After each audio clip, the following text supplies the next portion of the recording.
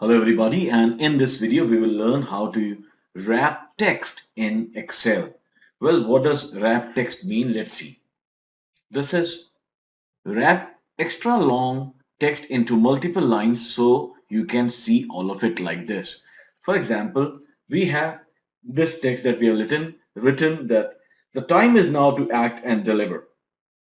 This is written in one cell, and however it's being visible over three cells.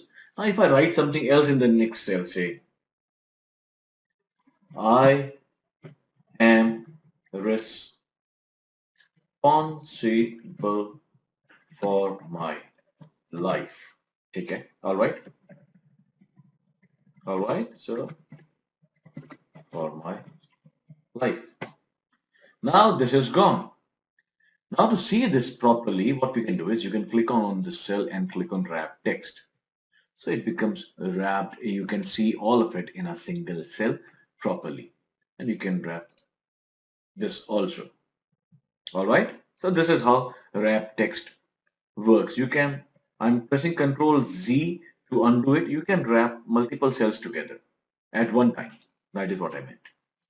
So this is how you wrap text, and you can click it to unwrap it. See, this is unwrapped now. You can wrap it again.